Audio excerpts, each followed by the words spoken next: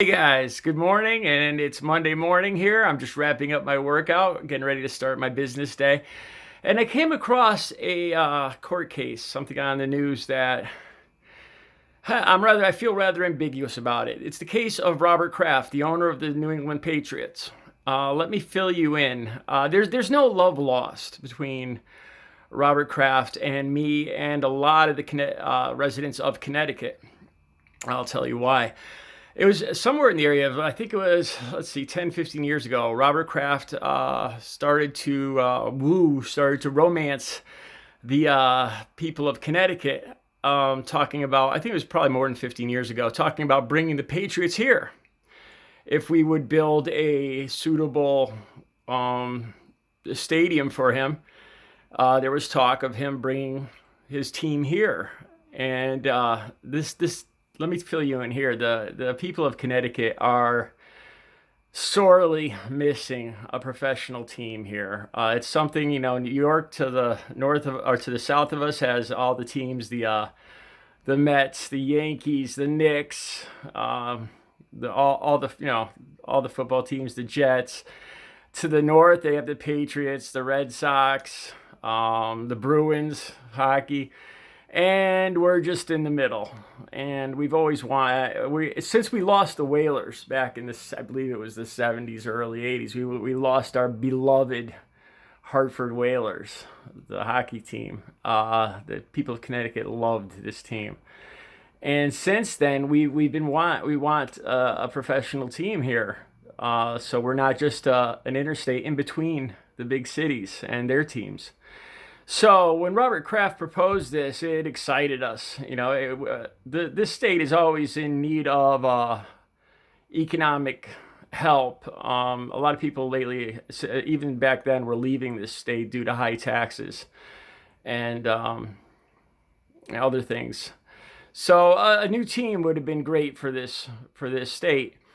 But we were jilted by Mr. Kraft. We were just being used. It turned out that he went back. Once they agreed to build Foxborough Stadium, he had no intention of ever moving the team here. It was just a ploy to leverage Massachusetts and the state of Massachusetts and the developers there and everybody to pay for the big Foxborough Stadium. So we were just being played and wooed. So there's no love lost between us and Mr. Kraft, none at all. And again, to me personally, he's somebody that reminds me way too much of another billionaire who's sitting in the Oval Office. I'm pretty sure they're friends. So when I see Kraft, I see very little difference between him and Trump. But I've got to say, so he was caught I'm not sure when it was, a year or two ago, in Florida, in a spa, purchasing the pleasures of a woman. He was caught on tape,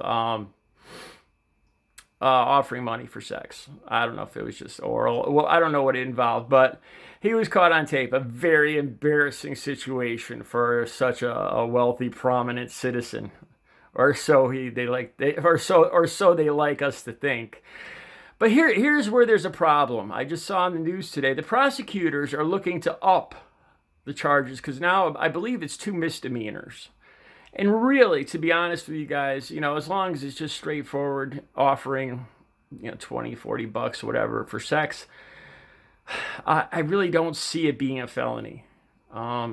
You could argue that the women are being used and exploited, and that is true to some extent. I guess it all depends on the situation. This appeared to be a spa where the women were employed willingly.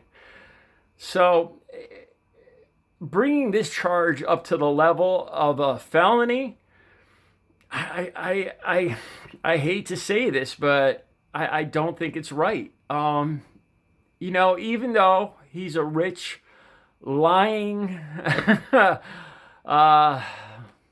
horny pain in the ass like Trump, I feel that all people must be should be treated equally, really, here in America, and that goes from the day labor Mexican up to the billionaires like Robert Kraft. The law should be equal between everybody, and I truly believe that. So the prosecutors are looking to up his charges to felonies, where he's possibly looking at 5 years in jail.